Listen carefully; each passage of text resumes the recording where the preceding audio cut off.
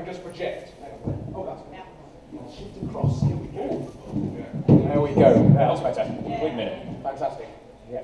It no longer feels as intimate again. No, strangely. It's more like it's an East European Politburo kind of meeting. I'll try to put on my David Frost. I'm Chip Sutterth. I host the 2 Minute Time Lord podcast, but this is the man you all are here to see today. And I have to ask a very important question, Dan.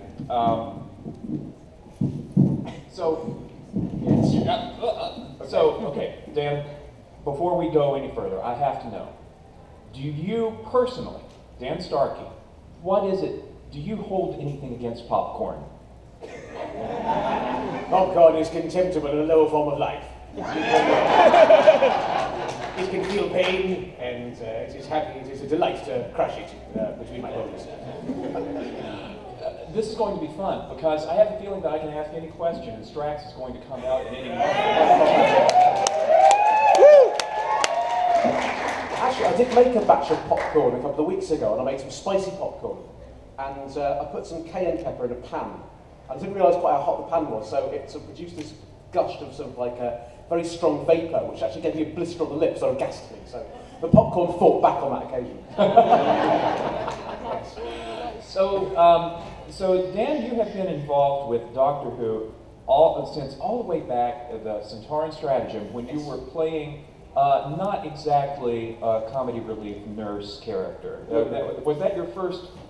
That was your first encounter with Doctor Who and with the production team, right? Yes, it was. That was the first episode that I did. Obviously, I've been watching the series up until then, and also the classic series I was a big fan of. But that was that was the first time. That was 2007 actually. We filmed that, even though I had it in 2008. So it's a while ago now. But yeah. So you and Christopher Ryan were evil, heavy warriors. You were, gun-toting, unit soldiers shooting, just badasses. Yes. Yeah. Was this a kind of role that you felt like your life experiences up to this point had prepared you for? Well, I think lots of acting is about using your own imagination. So certainly, the day when I was running around a warehouse shooting unit soldiers with a laser gun, then that was basically like I'm getting paid to do this, and it's like being in the playground. It's fantastic. So no, it was great because it's just. When I went to the audition the very first time, I was able to go back to my parents' house and find my old copy of The Time Warrior on VHS that was in the attic, and then I just rewatched that for research purposes. And it's great, so I went up there feeling like I'd done about 30 odd years of research for the actual part, which this is not a luxury you're usually afforded when you go for an audition. But it was great, and yeah, I found myself slipping into it very, very easily. Actually, one thing which I found myself doing, because the big shot when Lynx, the Sontaran, reveals himself first in The Time Warrior, he takes his helmet off, and then you see his hideous face, and he does this thing with his tongue, he sort of goes, which is quite unpleasant, and I just found myself doing that involuntarily when I was walking around. So I've got all these shots where I was like running down shooting these unit troops, it's like going, and then the directors went, yeah, it's lovely, just lose the tongue, Dan, it's not reading. So. And yet, for your cameo in The End of Time, there's some serious Dan Starkey Centauran tongue action. Yeah, and that was in the script as well. So they picked up on, oh yes, that's a nice little Centauran detail we can put in there. He licks his lips in anticipation. So, tasting battle. Well, let's go back for a second and the audition process. What connected you? What put you in the pipeline to be considered for the role? And what is it like to audition for a role in? This was the third season, the third series. Fourth. I've only got three fingers. You're right. Fourth series. So we're well past the oh my God, Doctor Who is actually popular stage. Yeah. So how many people were you competing with for the role? What was the process like? Well, it's interesting. I think I gave my then agent a prod at the right time, just because I think I was it's my birthday coming up soon. I'd love to be on Doctor Who. It's my favourite program when I was a kid. Could you make that happen? And she sort of went, we'll see. But then I think it happened to coincide with when the production team was casting the news on time. So I think they might have cast Chris Ryan first of all, and made the decision they're going to be quite small. And Chris is even smaller than I am. And they'd done a full body cast of him and done a suit. So that meant they had a quite specific set of parameters, so that you get a lot of actors who can fit the suit right. So I think it was between about 4'10" and 5'4". they had to fill those things. So that narrows down the pool of actors who were sort of available for it. But yeah, so I read along with everybody else who went up to the part. I think some of whom ended up sort of being Santarans who stand in the background. But yeah, I went there and I think it's funny, I was saying this yesterday, if I'd known how much of my subsequent career was based on that kind of getting that job, I wouldn't have been able to function in the room. Because it would have been such a huge thing. Because, you know, being in New York now and sort of talking to all of you, you know, if I'd known sort of like, 7 years down the line, I'd still be sort of talking about it. It would have been, very difficult to function. But that's a useful thing. For any audition you go in, all you can do is go in there and do as well as you can on the day and then just forget about it. Because who knows what will happen next. But yeah, I went in there and I gave them like 2 readings of the script.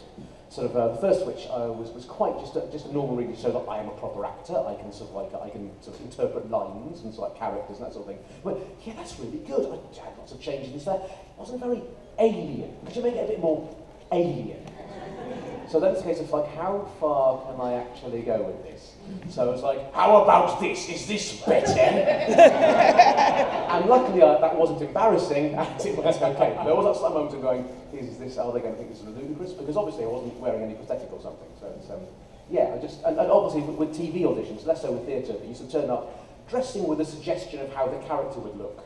Obviously a full-on rubber battle suit, that wasn't really in my wardrobe normally. That might have been counterproductive. Yes, so I just dressed smart. So I assume you didn't know exactly how the new prosthetics would look, but you knew what a Santaran looked like. Oh, absolutely, yeah. So did you, when you're auditioning and when you're doing the read-through, do you actually pretend to put yourself in the mindset of, I'm going to be under tons of latex and stuff like that, Yeah, to some extent. I mean, I think there's lots of things. I mean, the script as a document will give you a lot of information as to how it should be delivered. So there was that great line, he laughs with savage joy, flings his head back and screams, this isn't war, this is sport! So you're not going to do that by halves. You certainly want to do that in the read-through. So like Russell T Davis and so like everyone around there, so like absolutely wet themselves laughing. But yeah, that's it, you've got it.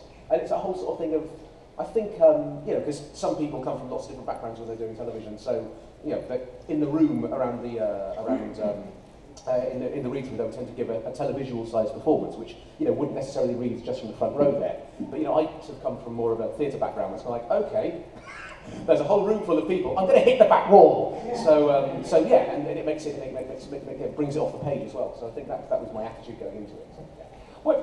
Tell us a little bit about your theatre background and your background before you came to Doctor Who. I was only about a year and a half out of drama school when I actually sort of got to that. So it was my first television job that I read for as well, and I got, so that was great. So again, that was a weird thing of actually going, yeah, I've done about 30 odd years of research for this, so it's nice to have got that. But it was one of those ones where I really, really wanted it. And that doesn't always work, but certainly it was that whole sort of thing of, at least I've given it my best shot. As a kind of thing, you know, just to be seen for it was fantastic. Yeah, but I think just in the UK, I think it's different in the States because you have so much, you know, it's economies of scale. You've got a much bigger industry. You can make a living being a screen actor or just a theatre actor or whatever. Whereas in the UK, because it's smaller, then everyone tends to do a bit of everything. So, and certainly my training was more. I went to the Bristol Vic Theatre School, where yeah, lots of our training was very traditional, which is great because then you can just sort of like tone it down. And with lots of television, I think you find yourself learning on the job, really. We had sort of screen acting classes at drama school, but that was about a week into like 2 years or so. So it was kind of, so yeah, lots of things where you're learning on the job. And I think certainly stepping on set in a full-on Sontaran costume and prosthetics, I would have been a lot more nervous if it had been my actual face, because I had so much to deal with physically getting through the day in this ridiculous rubber outfit. That was enough to contend with, really. So actually the acting side of things was probably, you know, I was less nervous about that than I would have been otherwise. So. It's been a pleasure being reminded, as you mentioned that this is sport line and all this stuff. It's been a pleasure being reminded of the fact that you haven't always done Strax. Yes. And your early Santaran performances were more traditionally bad guy. Yes. Yeah.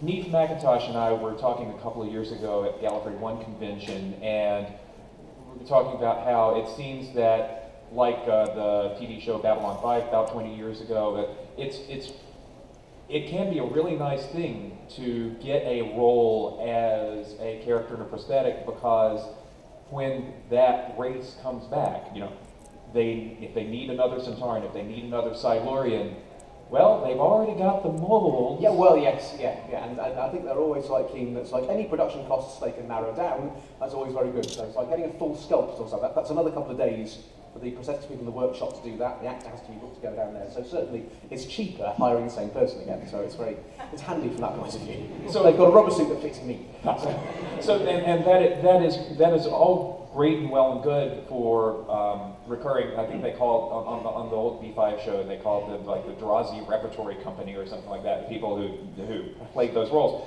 But you and me had the opportunity to create a specific new recurring character. Yeah. Totally different.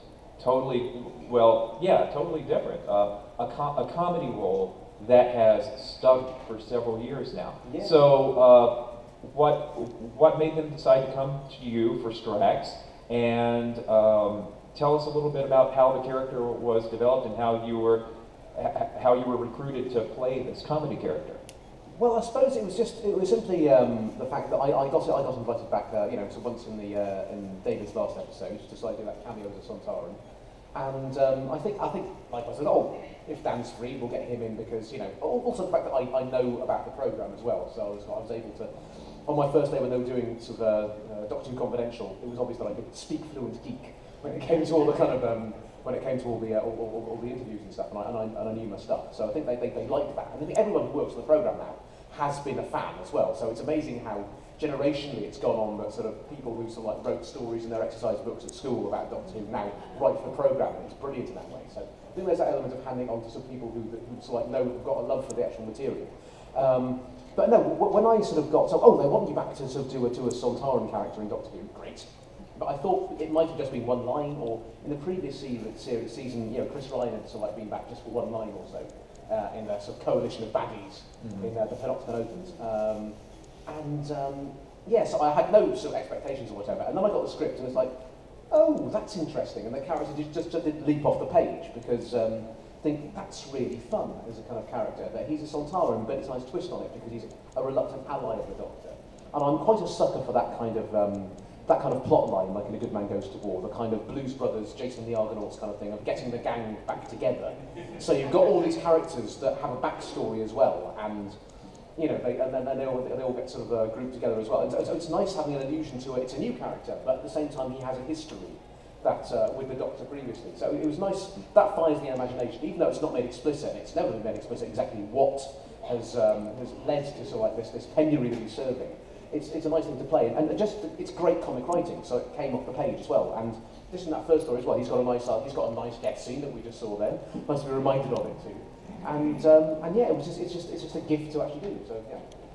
So you get the script, and you're turning pages. Are you one of those actors who counts your lines? I wouldn't say counting forensically going through. If there's only about 3 of them, then yeah, you can't help but do it. And you get to the point where you find out that your character is offering to assist Amy Pond with lactation. Yes. And this is like how did you react when you saw the extent of how comedic this role was going to be? Well, I thought, especially with that line, I thought, yeah, that's going to be remembered. That's going to follow me around. That's going to be on T-shirts or something as well. But it was like, this is what. That's a great line. It's like, I can produce magnificent quantities of lactic fluid. That was a joyous line to deliver. And also, at the read-through, everyone sort of collapsed as well, because it's the beautiful thing about it, that he doesn't remotely think that's funny. He takes his duties as a nurse incredibly seriously because he's a Sontaran warrior, and he prosecutes them with the same ferocity that he would do any other kind of military duty. So it's great, that kind of mismatch. I think I was saying yesterday that actually he's essentially quite well-meaning as a character, but he's psychotic. So I will crush you to death and destroy you. Is his way of like going, well, thank you for your contribution, I'll take it on board. He's actually polite, within those sort of things. And all those kind of scenes which he's got with Clara, would you like some water? Here you go, I've just finished washing it. All of those sort of things, he's trying to be helpful, and it's everybody else who's actually got the problem, he hasn't. So it's, it's an interesting mindset to get into, that sort of person out of their comfort zone, significantly. Did you have any expectation that you'd be called back? I mean, you died. No, not at all. And yeah, I think when my agent sort of going through, it's Strax again. It's like I thought I was dead, but clearly not. And we shot that season out of sequence as well. So I thought I was going in there. It was a classic way in which Doctor Who works as well. I thought I was only going in to do one episode, and it turned out to be 3, including Christmas special. So that worked out nicely. So we did the read through and shooting for the Crimson Horror first. And so I went there going, right, I've met Clara already, and I appear to be alive. And Stephen Moffat and Mark Gatiss went, yeah, don't worry, it's fine. Yeah. So I'm alive and I'm okay with that? Yeah, it's fine. We'll explain it at some point. And then I think when we were shooting The Name of the Doctor, I think a couple of months afterwards, we actually shot that little Easter egg, which you saw there, which I don't think I've seen since we shot it. The Demons Run 2 days after, so I come, I thank you for your honour, but I cannot take up to your putrescity in filth. Where Sylvester and Jenny invite Strax to Victorian London. So yeah, it's timey-wimey. If things eventually get explained, you've just got to go with it. Could you tell us a little bit about your working relationship with Neve and Katrin, thank you. Yeah. Just the Paternoster game. I love the Paternoster game. I want the spin-off. But the three of you have undeniable chemistry, and I'd like you to talk a little bit about that. No, well, that's right. Well, like with A Good Man Goes to War, I think it was nice in that you had that bringing the band back together kind of plot.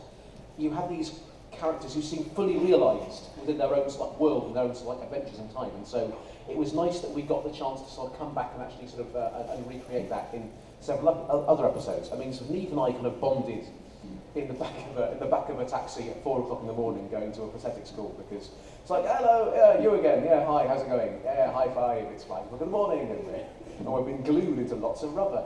So that tends to bond you to a person because we were both sort of buoying each other up on a long 15-hour day.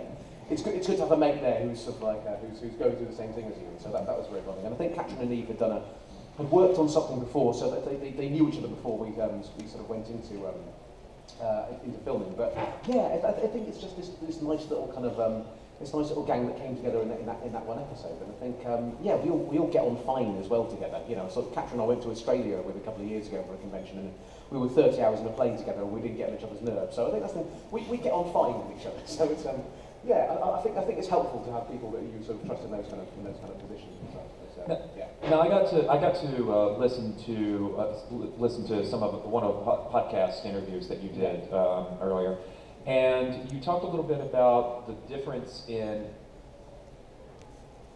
Strax is sort of comes in as like a surgical strike, so to speak, with lines and funny lines and things like that. Yeah. You and Neve particularly have different jobs. Yeah. I'd love it if you'd repeat that a little bit. Yeah, sure. Well, I think the way in which quite a lot of the scenes have been written in the last few episodes of the Paternosters is that Neve, because she's a great detective, Madame Bastra is a great detective, she will have reams and reams of difficult exposition to do in technobabble, and then I will have a gag in that scene. So she's got half a page to learn, I have a line, and mine is a joke. So I've got to land that, and usually it's good comic writing, so it's not particularly difficult to do that, but sort of Neve has to work a lot harder than I do, and everyone remembers my line. So it's a lot more economical from my point of view than kind of writing. But I think it's interesting, those kind of things, because sometimes inevitably when you film in television you get line revisions at very last minute. So or new scenes which come in the night before as well. So especially with sort of we get the pink pages as they're called, and it goes through different sort of stages: pink, blue, green, or it's indigo or whatever, so it's completely illegible. But sometimes when you get scripts through the night before, it's Neve would get a page of some, we change the plot slightly, and then she would have to learn that, and I was yes, but perhaps I should destroy it.